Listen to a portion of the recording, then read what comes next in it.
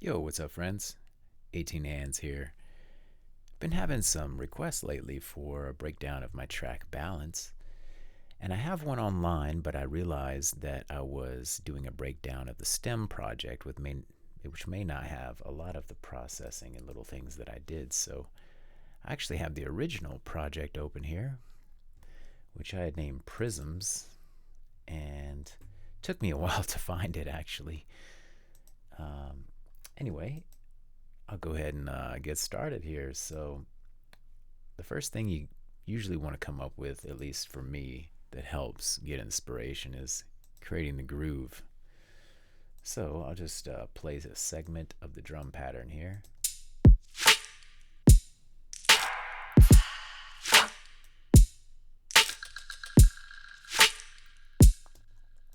So, it's a simple beat, but there's actually a lot of layers and textures going on here.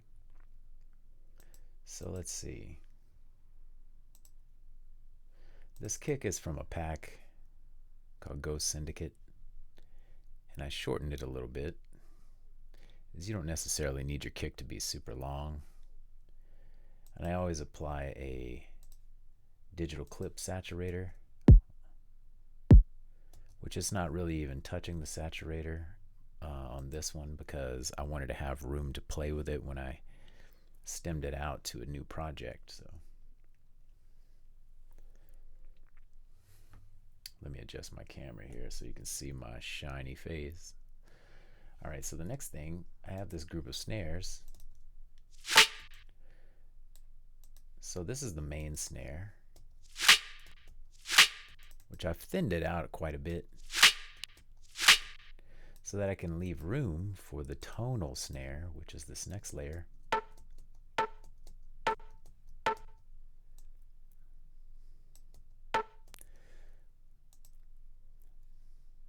Then I have this reverbed out snare. Nothing too fancy. Just an extra clap layer. More reverb type snare layers. Just gives you a little bit more depth and texture. So that's pretty much it for those snare layers. I mean, there's nothing new that kind of pops in. Every now and then there's a little tonal, which I believe is just a duplicate, and one is pitched down.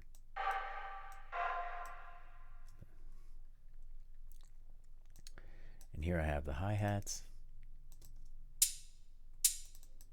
Pretty simple, which is actually like a kind of a offbeat hi-hat. I kind of softened the intro of it to give it a little more of a smooth aesthetic. A shaker. Hi-hats are pretty simple on this track. I tried to really follow a simple formula and not overcomplicate the drums, so it's another very organic type shaker. And here's where the kind of fun and the magic of the beat happens, is some of this Foley stuff. So I've got this group. So this is like a bunch of textures. They're all different, and I have them panned left and right. So I got that crispy, this crispy, this crispy, and this. Then I have some rattlesnake type shakers.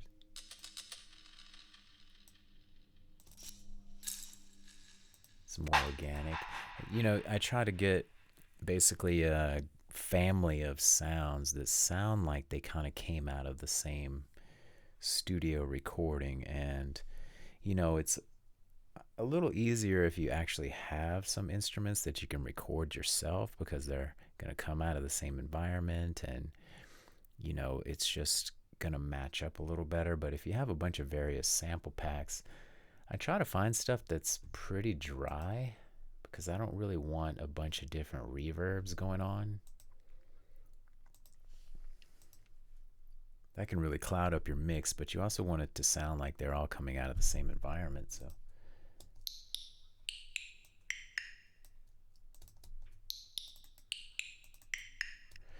and I think what I did here, I transposed this little sound down. Pretty simple for that. The drum beat is actually very simple for this track because there is a whole lot of things going on with the bass, and I didn't want the percussion to start fighting those rhythms because you have to make up your mind like what's making the rhythm. So there's a basic drum groove that keeps it going, and then the basses are filling in the other extra exponential rhythms. This is the only thing really sort of fancy in the percussion. I have some.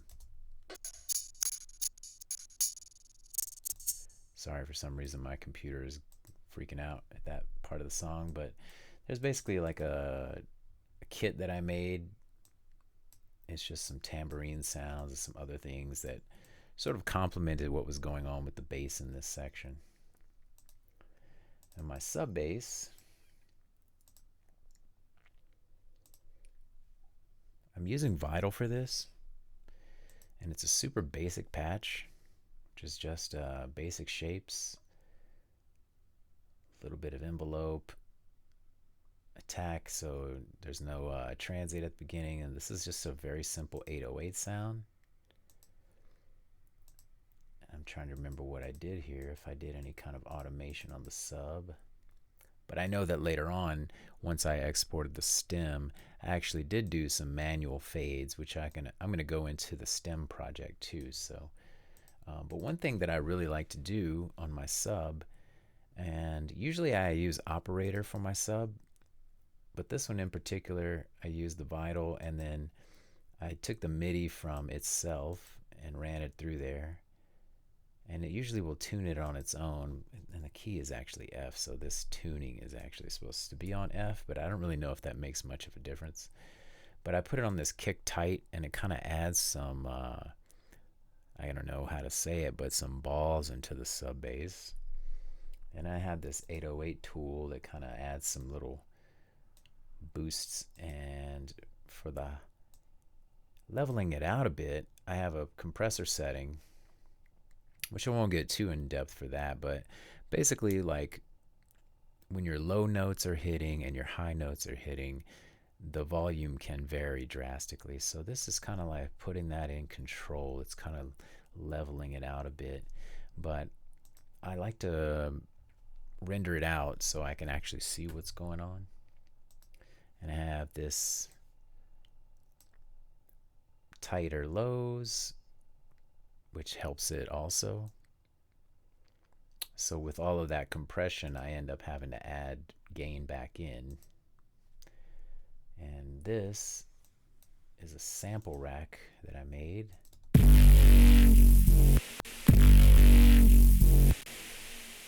So they're all kind of relative basses that are made from a very similar patch. So there are some that are thrown in there just to be different, but a lot of them are the same.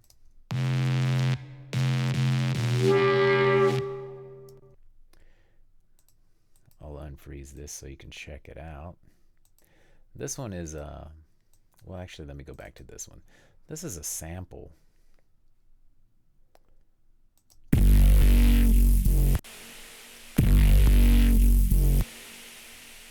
And then it's just got a shit ton of reverb, but if you look here, you can't really see it, but there's not really much going on in the setting itself because the sample was just a crazy sample pack. But I did add some chorus, a frequency shifter a little bit,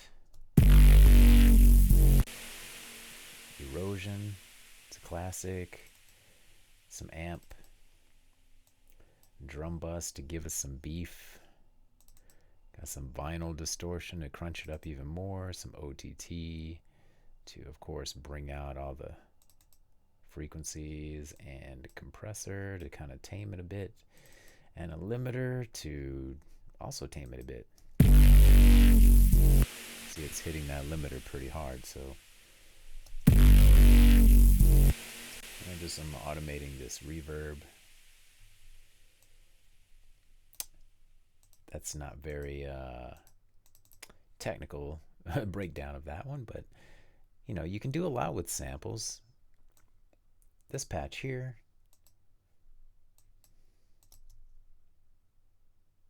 let me play it. Just automating a little bit of that cutoff. I'm automating the EQ to turn off right there because that fill section, I cut the sub bass out. So, and what you do is, like, when you have these different basses that have sub in them, but you also have a dedicated sub, you have to check your levels and span.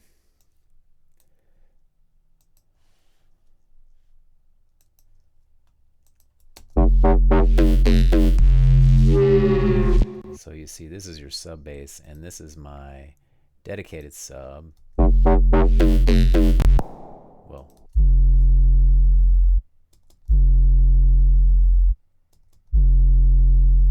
so it's hitting in between, you know, for the fundamental note, it's hitting there, and then this bass, it's a little bit lower, but these are things you can fix later on in the mix. Sometimes for fills, you might want that part of the sub bass to be a little bit quieter. It's just all up to you, you know. I like to give a little bit of a break, I guess, like from the sub hitting so hard. So, you know, you have to have your sub give it a chance to vibrate and shake, and then make the speaker return back to normal. So let me go into this patch here. So I got this distorted wave type form and a basic saw wave. I got this weird LFO shape, and I set up some macros, but I didn't really use them for this. I got a little bit of noise on the ARP circuit. There's not a whole lot of craziness going on in this patch.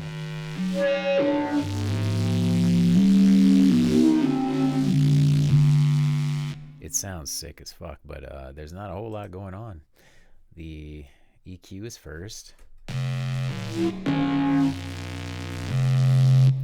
I'm using I'm using 3 LFOs. You can see that that's opening up that frequency right there.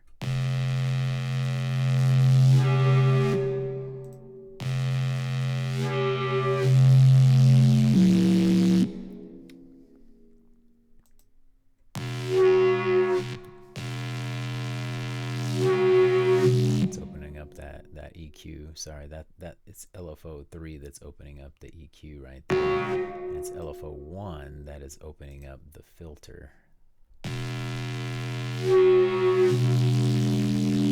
So they're kind of working together as a team. LFO 1, even though the shape is different than LFO 3, they're still working together as a team, because LFO 1 is controlling the filter, but LFO 3 is controlling which you could call it a filter, the EQ, because I'm using it as a filter.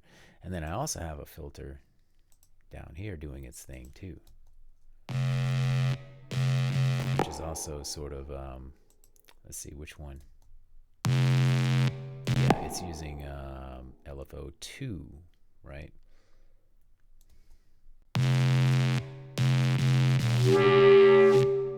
So if you hold it down,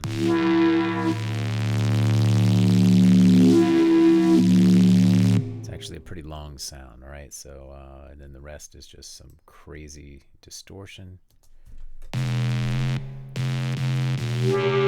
But you end up creating a lot of movement when you make different LFO shapes, applying separate filters, but they're still working together as a team, you know? This one's on 2 bar for the filter. This one's on 4. This one's on 2 also, so that makes sense why 3 and 1 are working together as a team. Then I got some reverb then like if I wanted to change and get wild,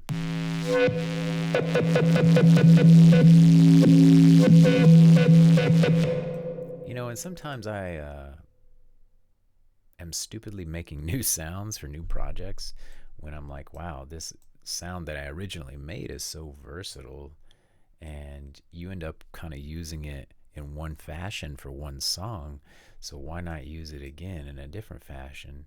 And if you feel weird about that sounding too much like another song you did, you can just make some variations to the wave type form and just leave all your settings. Maybe try some different wave type forms, see what comes out of there. This, I believe, is just a sample,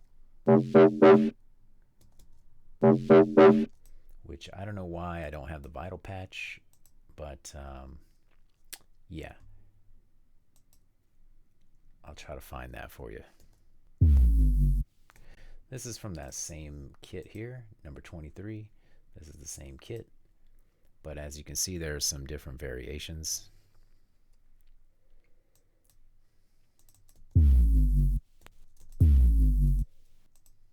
And there's no pitch dive, that's just all in the sample already.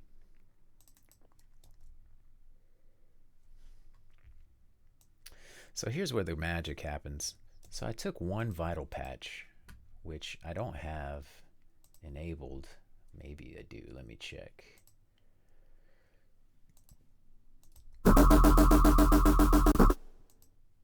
It might be a variation of this actually, but without the frequency shifter.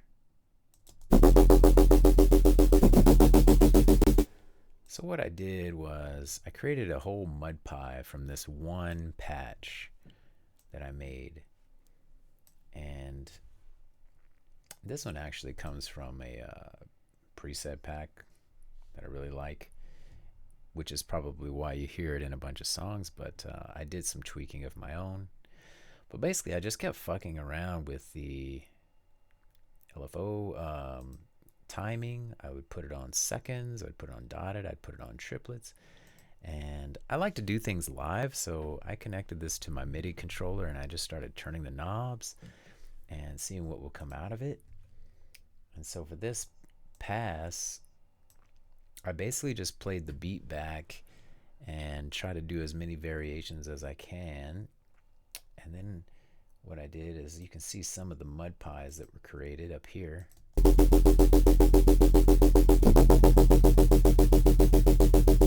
So that's obviously all triplet. So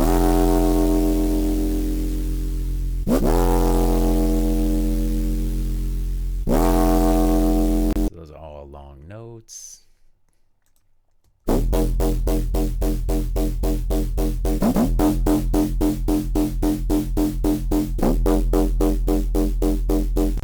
So yeah, you kind of get the idea now. I mean, since all of these are going to be the same level, it's the same patch, you know, you can also just automate this stuff on and off, but to me, I just find that's so tedious. And then also there are advantages to make it into audio and then using your fades to kind of, you know, make things crossfade if you need to.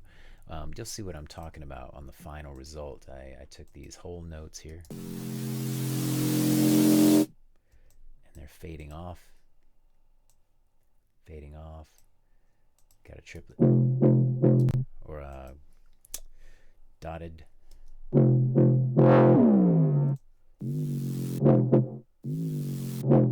So there's a good example of using those together, and I faded one into the other. And one thing I noticed with Ableton sometimes is you got to fade both audio files. For this one I didn't, but you just got to listen back, and if there's any clicks or pops at the crossover points, sometimes you got to fade this part too. I just didn't have to do it for this song. And I actually kept that because I like the way it was sweeping in. That's just for the intro, so let's get to the part where it gets busy.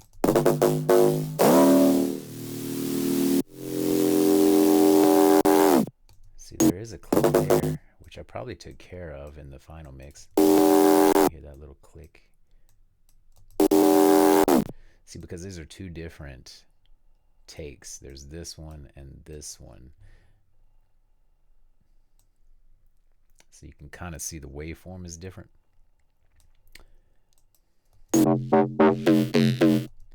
So these are all kind of going back and forth. So you have the first three notes are the same bass. And then these three here are just three samples that are in the same key. They're just F, F, and F. So listen. And these two are the same. This one's different. But when you play it together,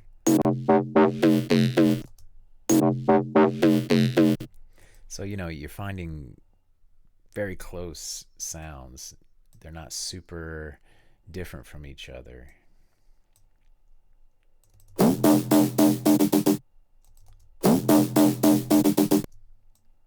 And there's some sections here where I inserted some of that same patch and I put it on time mode and just tweak the LFO. So you create the exponential rhythm for a short second here to give it that off-kilter feeling. And that's just a sample that probably I had or I made, I don't know. Sometimes when you're in the flow, you just grab and go, or you make a sound and you commit to it so quick that you don't even remember how you made it sometimes.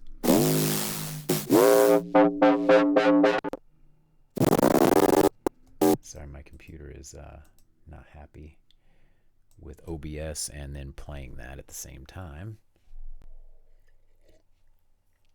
You know, and sometimes what you need once you get these mud pies all sequenced together are extra automations and processing. So it's you know, it might sound a little weird if that was just by itself without anything going on. So I'm pretty sure that I have some things going on here. I got this shifter that is probably using as shifting down, and I got some of this to tighten up some of the 112, which is like triplets basically. So yeah, it's just basically a mud pie of the same sound. And I save these, which I might use for another track. In fact, I'll show you what you can do. You can group these babies together. Why not? I'll just group all these together and I'll put balance, balance OG basses, F, and then you take this over to your user library, and I have bass designs, and you just take that and you drop it into there, and then you'll have it for later. This is what gives you a more cohesive sound, so you don't have to make brand new material every single time, and it will save you some time. So that way you can drag, get into the zone. That's just a sample. I used to be very opposed to using samples and wanted to make everything, but if it's there and it's perfect and it's what you're looking for, why not? And this was a bass, and I stretched the bejesus out of it and resampled it. I used texture mode.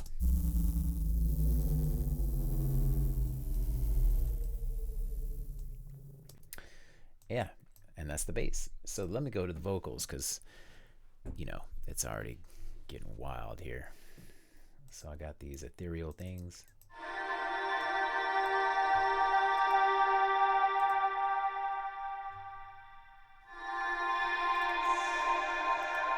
There's no processing going on these. These were just separate samples from the same sample pack that I found. Nothing really crazy.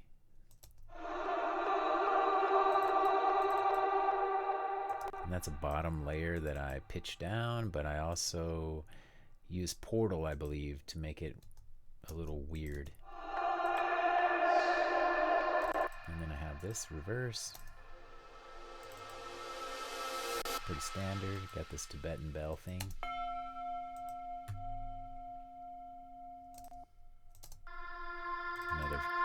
Another reverse vocal. Got this flute.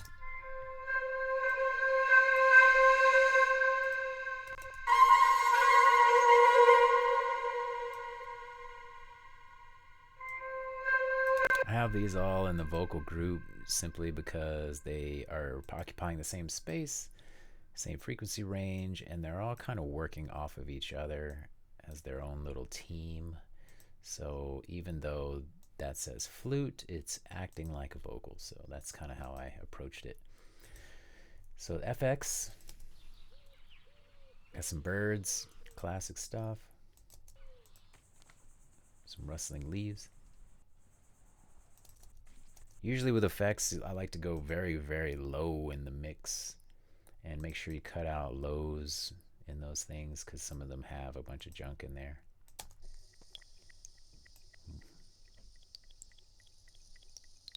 That's one of my favorites. Is just this water dripping, and I use it in quite a few tracks.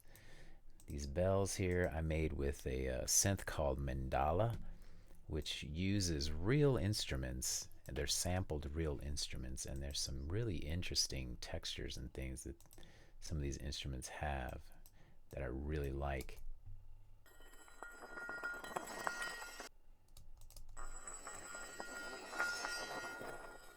And this is just from holding a single note from Mandala. That's reversed. I couldn't tell you the name of the patch off the top of my head. So I think that's probably an impact in this on the same track. Which, you know, I've been doing a lot more of putting things on the same track.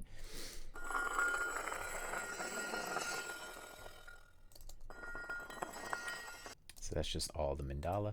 And then I have this analog synth, analog V from Arturia.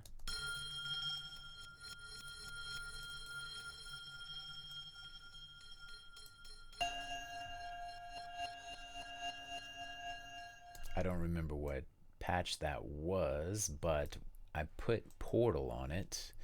It was a bell sound. So what I like to do is, if I know that I'm going to use some kind of bell sounds or vocal sounds, I'll pull out these different synths, and because they'll have different ways that they make the bells. You know, oftentimes they use FM synthesis to make bells, but you know, lately one I've been finding really useful is let's see, what is it called? Damn it. It's a preset in Ableton that you don't really think to use too often, but it makes really good bell sounds.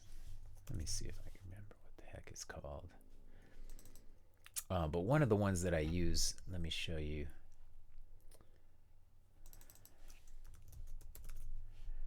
Spectral textures, I use a lot.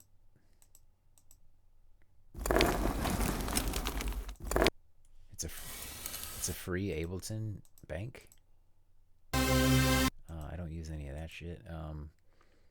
Ambient.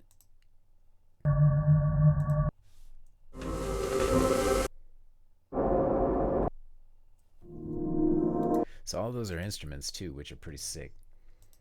I'll think of the one that comes with Ableton for bells. These are just effects. There's nothing exciting going on with those. They're just sweeps and different little elements. Some more Foley. This one I did make called Aliens Play, which I might have a project for that if you want it, but it has a whole bunch of these weird alien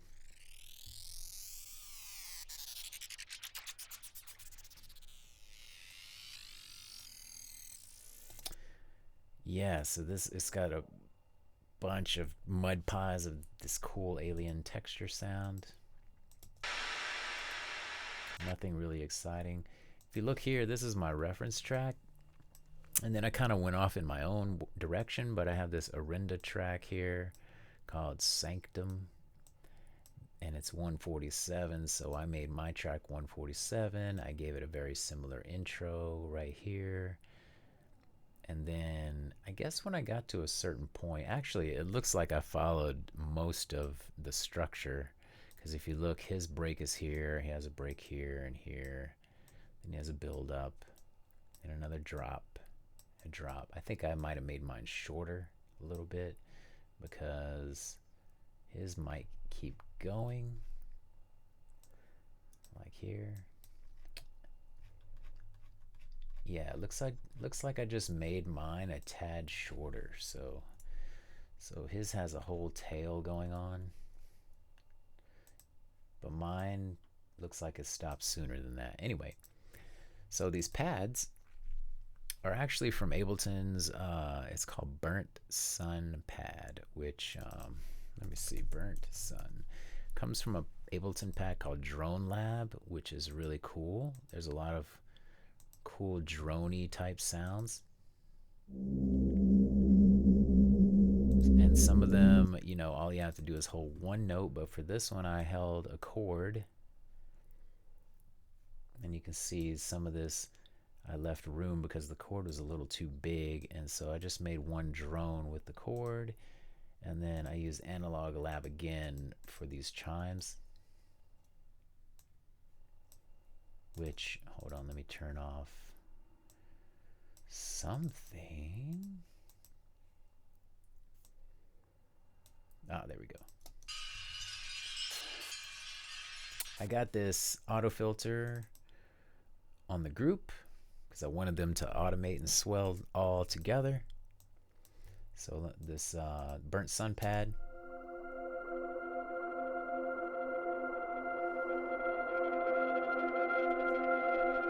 has a nice scratchy type sound, and these chimes. And then I have this sample,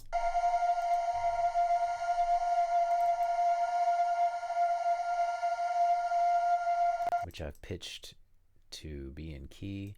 And since this was not really a rhythmical sample, I just turned the warp completely off, and then I pitched it up 3 semitones from D to F. And I did the same thing for this sound, which is like a very common sound in a lot of Indian music.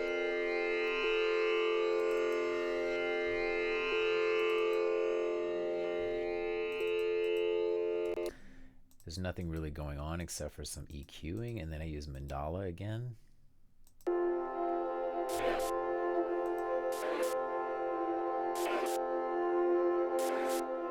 Just holding another chord. It's a duplicate of this MIDI here, but and one more sound here.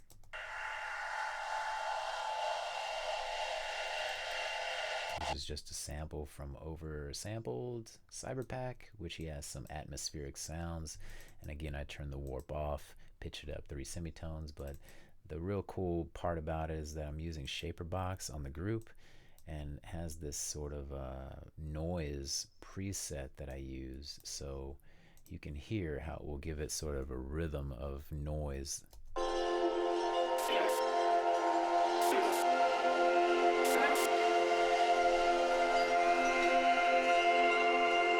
And the noise itself has like crunchy static and bits of like a talking kind of stuff going on. And then I added it with these chords here, which come from Analog Lab, and I have this Emeralds preset from Crystallizer, which is frickin' sick.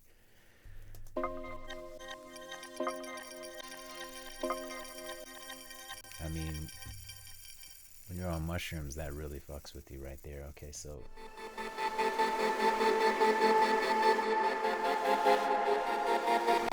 now you're gonna laugh because this is a guy, I don't know if you ever heard of him, but there was an ad called the MIDI pack, right? And so I originally had this MIDI that came from his MIDI pack, which honestly to me, I didn't like most 99% of the MIDI that was on that pack, but it was free, so I said, why not?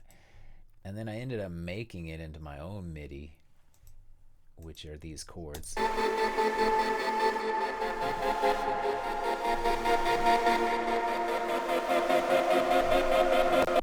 Which, you know, at first when I made these chords, I didn't think of it as being this type of song. I thought of it more as a trance song, and you know, I used a gate,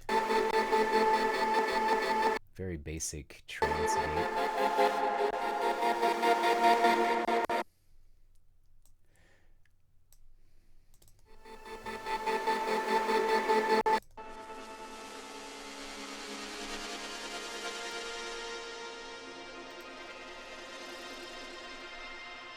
So I'm just running those through most likely Portal.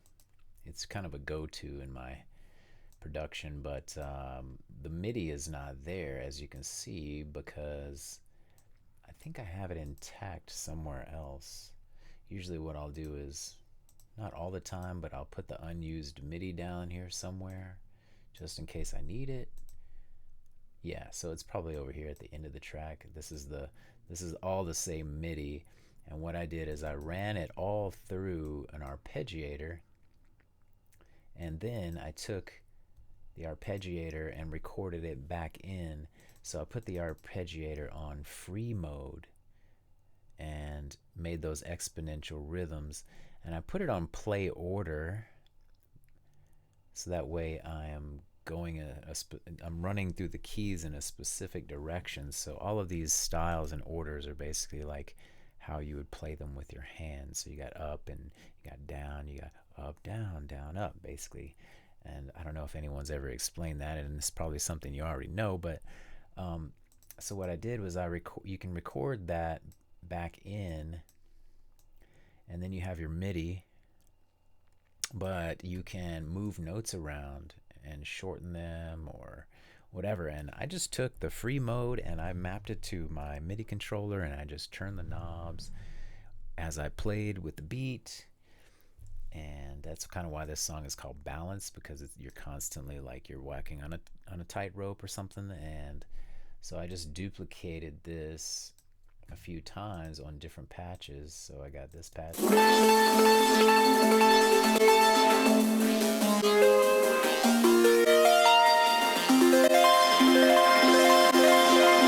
Got this running through Magic Fat Rack by Ahi, which kind of gives it some OTT and some life, but it also at the same time doesn't give it that OTT sound. It just kind of makes everything very clear. The clarity, I guess, is what I like. And I have a lot of automation going on in this patch, which is one of my favorite patches I made or sometime or another. Whoops, let me put you back here. Sorry. All right. So yeah, so we got this hang 10 patch.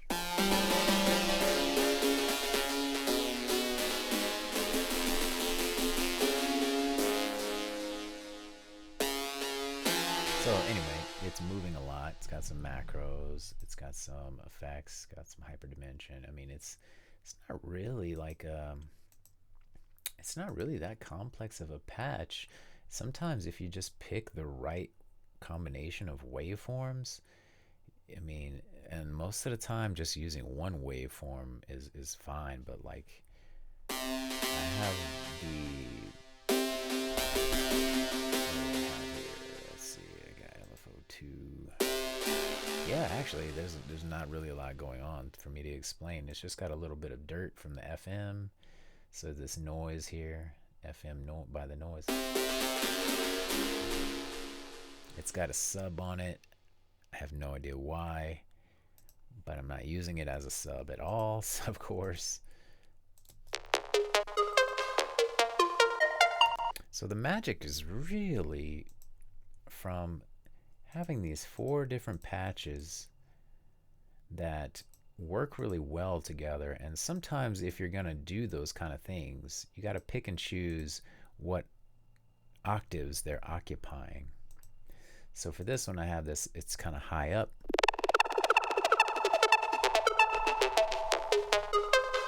And this one's in the middle. It's got some high stuff, but then you'll see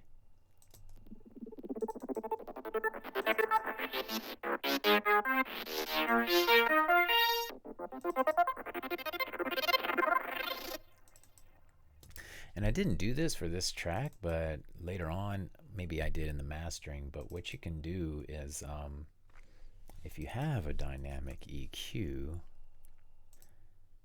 this will really help your mixes a lot.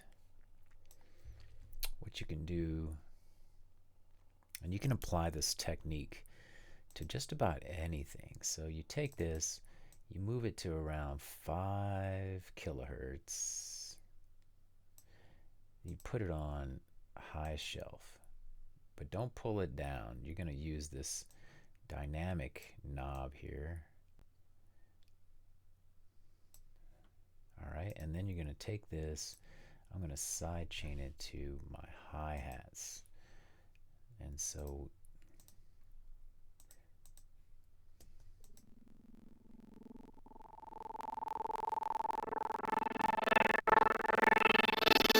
every time your hi-hats start to come in, it's going to duck some of those high frequencies in your leads or whatever else you're trying to apply it to, so that way your hi-hats aren't really fighting with your other elements. So let me see if I can freeze some of this stuff without it crashing. All right, so now you'll be able to see in red that these are my hi-hats, and then the purple is obviously my chords, but you'll see where the hi-hats are hitting, right? And you can choose to either cut some of that out, which I don't really do because it's gonna cut out anything even when the hi-hats aren't there. So I just want it reacting to the hi-hats. So you could even, you know, use a different, you could use a tilt shelf. Oops, I'll use that one.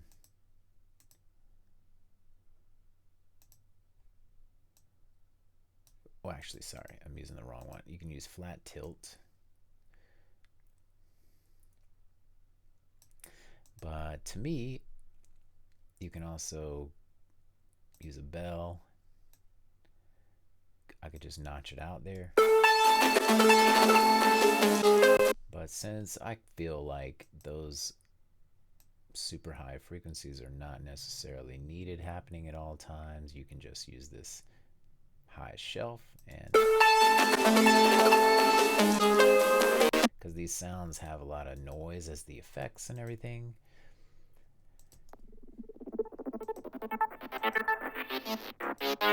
Actually, these two are duplicates, so this one, yeah, this one is not actually in the track. So it's actually just 3. Got a Reese bass. It's pretty self-explanatory. What else am I using here?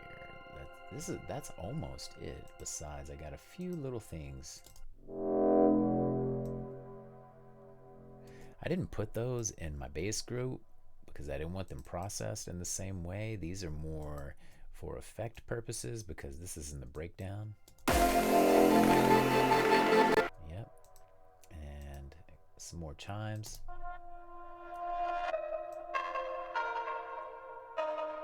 Oh, sorry, that's not chimes. That is an Asian instrument. I don't remember the name right now, but I have a contact library that has these Asian instruments, and then I used Portal on top of that. And this build I actually made using a preset in Shaperbox, and it does the build for you, and all I did was it kind of filtered it down, so it's kind of like a really easy way to make a build without having to put a lot of other crazy automation. So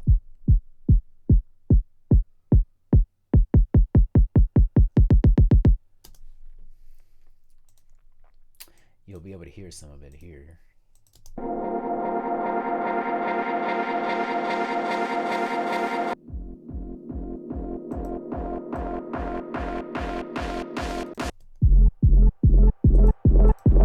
And that's because I put it on the master.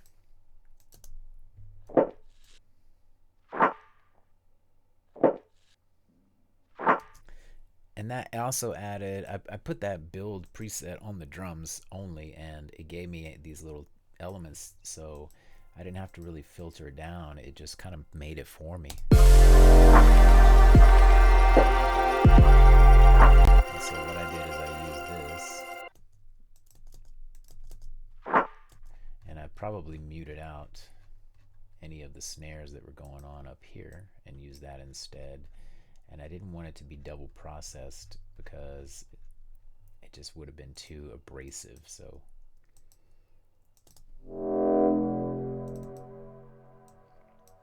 yeah, and that is about all there is. Let me see. There's one more thing that I like to do, and I put the bass group going into a limiter, so it kind of allows me to get the track really loud because it's going into this limiter in the pre-master bus before it's going to the master. And I did the same thing with the drums, which you can choose to use a soft clipper or whatever you want to do as well, but I just thought that this caught any little tiny spikes that were happening and it kind of chops them off. You could use a hard clipper, which, you know, limiting is pretty much hard clipping. But usually if you soft clip your sounds with the saturator before it's going in there, you're going to automatically eliminate any peaks, but it's just like barely touching the drums.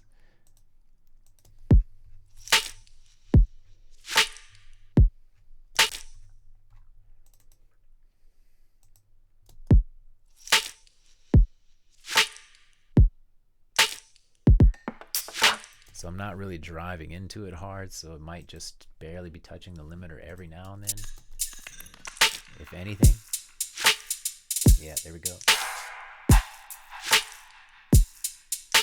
I don't want it lowering the volume of my drums. I just want it catching any little peaks, you know, when things are happening at the same time simultaneously, like you have some kind of layered drums or something like that. It will hit the limiter, or it will jump in volume. So I like to sort of try to eliminate that with the soft clipper first, but the other limiter is just there to tame any little tiny spikes that are very fast happening. And for the synths, I didn't run it through its own thing because I don't want it doing that. I want to retain the dynamics of the synths. So I want my drums really loud and my bass really loud. I don't want my vocals being limited either because I don't want any crackling distortion on those types of sounds. You know, it just doesn't sound good. Anyway, hope you enjoyed this very in-depth breakdown of balance. I did say that I was going to show you the stemmed out project, but pretty much everything that I've shown in this video explains all the stuff that I did. And then the stemmed out project, all I did was probably clean it up, do some fades, some EQing and things like that. And yeah, that's it. Let me know if you have any other questions or if I missed something. Peace.